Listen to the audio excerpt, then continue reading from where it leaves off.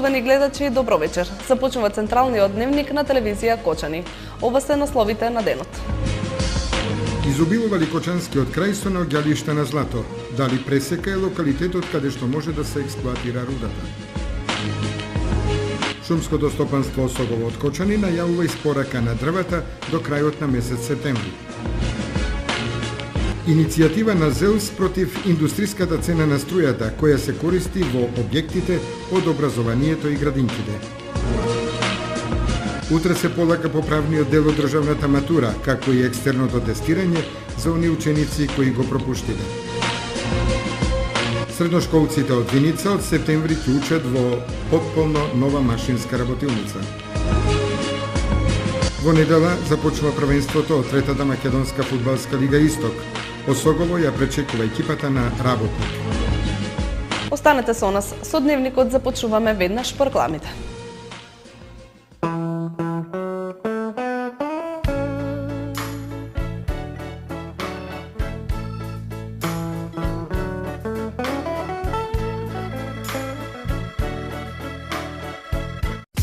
Железара Тигар Метал Кочани. Најдобра локација со најдобар избор на цевки и профили.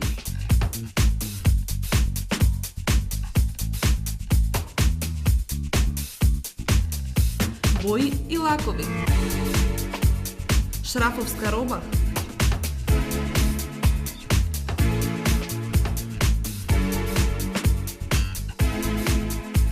Мрежа и жица. Бесплатен превоз до вашиот дом. Наша предност се цените и квалитетната услуга. Повелете на улица Теодосија Паунов 61. Железара Тигар Метал. Сончеви колектори Термосол Кочани. 20-годишното искуство и стручност на инженер Никола Соколов, вградени во сончеви колектори, ви гарантираат сигурна заштита и благодет во домот. Зошто да плаќате скапа струја? Вградете термосол систем за загревање на водата од сонцето и уживајте преку целата година. Сончевите колектори се најисплатливата инвестиција на секое семејство, а Термосол е единствената фирма која ви дава техничко упатство и гарантен лист. Обезбедува резервни делови за 10 години. Не чекајте, вградете колектор за да ја почувствувате енергијата на сонцето.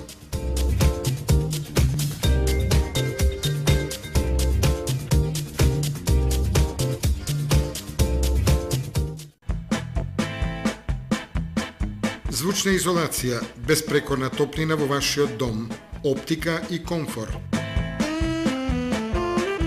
ПВЦ прозорци и врати за цел живот, Александрија ПВЦ Лајн Кочани. За да инвестирате во енергетски штедлив дом, можете да користите и Алфа Зелен кредит од Алфа банка. Секако вид на алуминијска столарија и дрвени собни врати. Контакт телефон 033 297 440.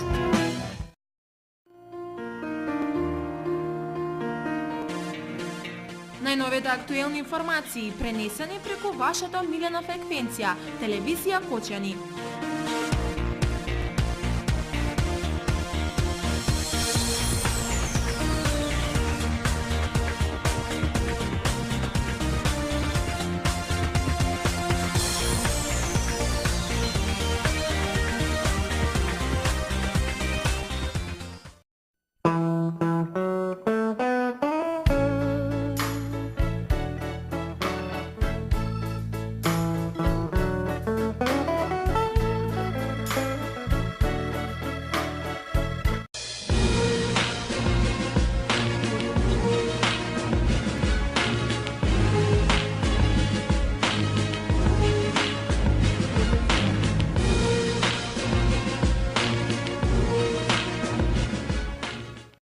Дупчењата извршени во 70-тите години на минатиот век откриле присуство на злато во атарот на Пресека. Дали малиот процент на злато во рудата денешната технологија може да го направи исплатлив за експлоатација? Истражувањата од пред 3-4 децении, кога се извршени 3 дупчања во пресека, потврдиле дека овде има злато и бакар, меѓутоа за тогашната технологија и услови со мал процент кој бил на границата на исплатливост. Луѓето кои од државата биле испратени да ги пронајдат рудните наоѓалишта биле оптимисти дека кога тогаш овде ќе биде отворен рудник и ќе се врши експлоатација на благородните метали. Но веројатно поради одредена глобална стратегија и планско отворање рудници, експлоатацијата била пролонгирана на неодредено време.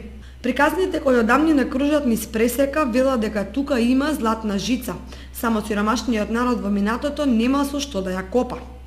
Наводно имало и одредени карпи во една од малите на кои светкале честички од златна руда. Пресечани се надеваат дека порано или подоцна рудникот ќе се отвори и дека овие краишта ќе заживеат и ќе се развијат. Уште повеќе ако се направи браната од двете реки Речани и се реализираат неколку други проекти за искористување на природните богатства. Надлежните ги подгреваат и позитивните искуства од канадската инвестиција во новоотворениот рудник кај Струмица, каде се проценува и најавува значаен ископ на злато и други благородни метали. Шумското стопанство Осогово од Кочани најавува навремена испорака на дрва до крајот на месец септември. Продолжува активноста за издавање на дозволи за собирање на шумски плодови. Пред предстојната грейна сезона, Шумското стопанство Осогово од Кочани, подружница на Македонски шуми, најавува навремена испорака на дрва до сите корисници кои уплатиле огромно дрво и тоа до крајот на месец септември. Директорот Орце Димитров не информираше дека ќе бидат во целост задоволени потребите од огромно дрво, како за училиштата, болниците, здруженијата на граѓани и индивидуалци. Димитров информираше и за започнатата активност од почетокот на овој месец за издавање на дозволи за собирање на шумски плодови. Досега се издадени 30 на дозволи на поединци и фирми кои се занимаваат со собирање и откуп на шумски плодови. Инаку се уште важи апелот до граѓаните од Македонски шуми за движење во планина и палење на оган на отворен простор, како мерка од превентивен карактер, која би требало да ја почитуваат сите оние кои се движат во планинскиот појас на Осоговијата и пошироко. Иницијативата на заедницата на единиците на локалната самоуправа против индустриската цена за образованието, училиштата и градинките да плаќаат струја како домаќинства. Заедницата на единиците на локалната самоуправа повторно ја поднесува иницијативата за намалување на сметките за струја и за топлинска енергија за основните и за средните училишта, со тоа што оваа категорија потрошувачи ќе се префрлат во категоријата домаќинства. Исто така ЗЕЛС ги информира детските градинки дека тие веќе спаѓаат во категоријата домаќинства, но и понатаму плаќаат како индустријски објекти, поради што општините треба да преземат конкретни чекори. Основните и средните училишта со години плаќаат електрична и топлинска енергија по тарифа како за индустрија, поради што, како што нагласуваат од ЗЕЛС, добиваат и огромни сметки и таложат високи долгови.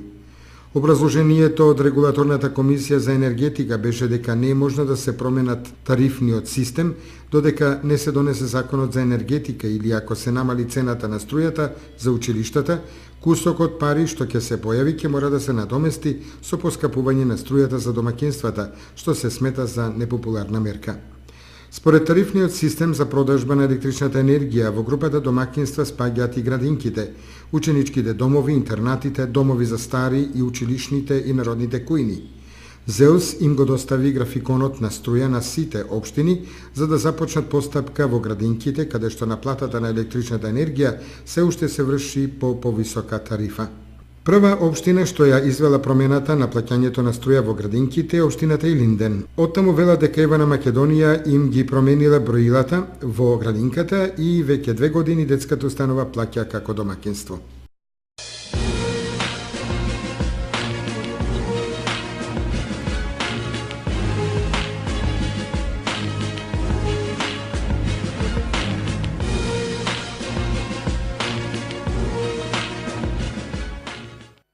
Утре се полага поправниот дел од државната матура. Во двете средни училишта ќе се спроведе и екстерното тестирање за оние ученици кои не го реализирале.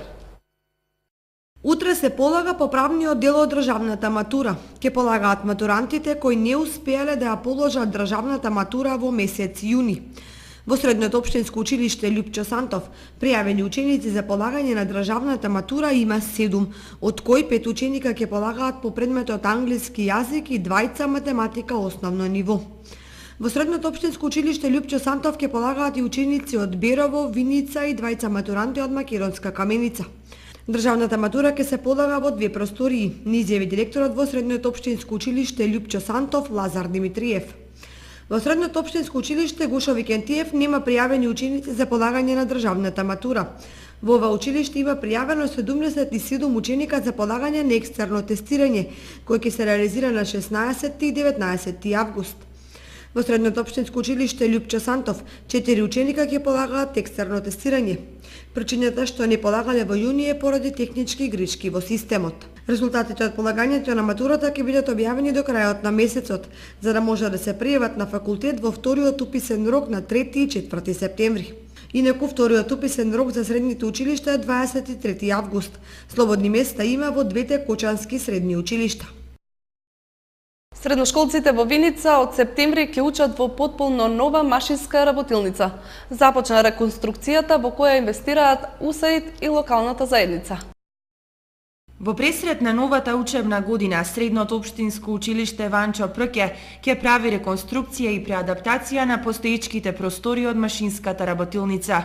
Оваа реконструкција е под покровителство на проектот Меѓуетничка интеграција во образованието на УСАИД, Европската команда на армијата на САД, општината Виница и средното општинско училиште Ванчо Прке. Според заменик директорот Борче Стојановски, реконструкцијата ќе опфати комплетна замена на стариот и дотраен пот, нови плафони, нови ѕидови, врати и прозорци и фасадирање на веќе постоечката работилница. Средствата се во висина од 1.118.000 денари и се обезбедени од ЕУКОМ и УСАИД, а влогот на локалната заедница е 237.000 денари. Изведувач е Бонор Инжениринг од Скопје, а предвидениот рок за завршување на овие активности е 29 август, вели Стојановски.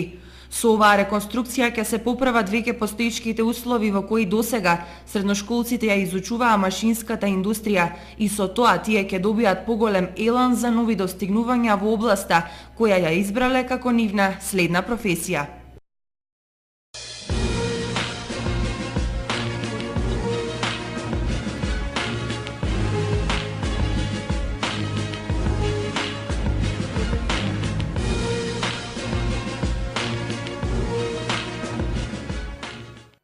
Со целовечерен концерт на народна музика во Кочани ќе започне втората етапа од манифестацијата Топол културен бранд 2013. Втората етапа од манифестацијата Топол културен бранд 2013 ќе започне од идната недела, поточно од 20 август. Манифестацијата ќе започне со фолклорната вечер, на која ќе настапи културно-уметничкото друштво Гоце Делчев од Охрид и фолклорни ансамбли од Кочани, Руен, Кочани и Лјупчо Сантов. Во рамките на манифестацијата во мултикултурниот центар ќе се одржи концерт со Вера Данилова, сопран по потекло од Кочани. Потоа следува поетски хепининг, струшки вечери на поезијата во Кочани, кој ќе се одржи во село Бели кај Давот доколку дозволат временските услови, со дел од учесниците на струшките вечери на поезијата.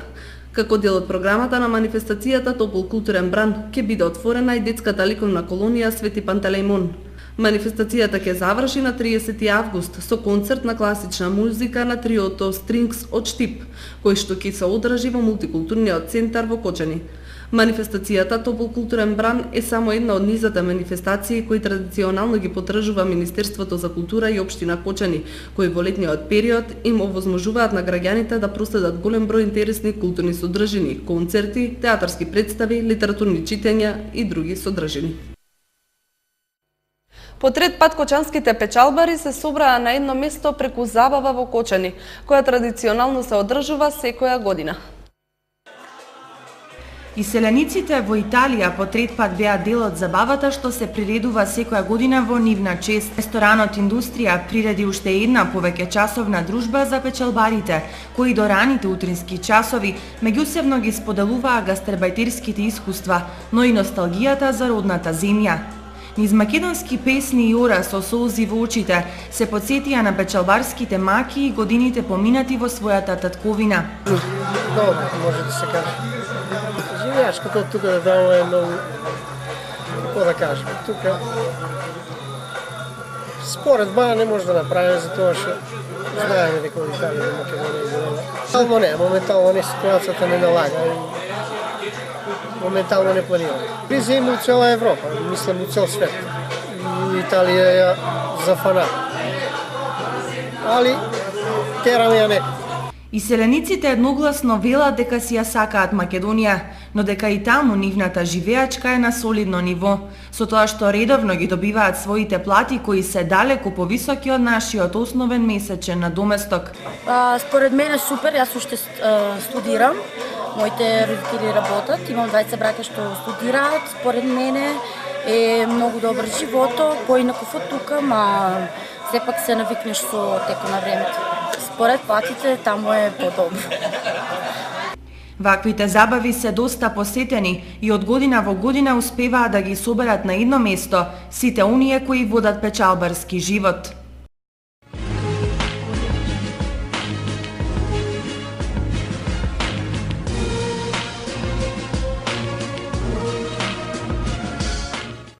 Започнува првенството во третата македонска фудбалска лига Исток. Во недела Осогово ја пречекува екипата на Работник. Надпреварот започнува во 17 часот и 30 минути. Во седиштето на третата фудбалска лига Исток во Штип беа извлечени надпреварувачките броеви на екипите, со што се добија двојките кои ќе се надпреваруваат во првенството 2013-2014 година. За годинешното првенство свое учество со платена котизација од 80.000 денари најавија 14 екипи кои по одиграните 26 кола ќе треба да го дадат шампионот во третата фудбалска лига Исток. Надпреварите започнуваат во недела со почеток во 17 часот и 30 минути, а во првото коло се среќаваат Осогово Работник, Карбин Цибаби, Беласица Чешиново, Плачковица Каменица Саса, Тркања Напредок Здравје Радово и Брегалница Гола Кастибо. Надпреварот од ова коло Рудар Слога 34-та поради учество на виничани во Бугарија е одложено и истиот ќе се одигра следната среда во истиот термин.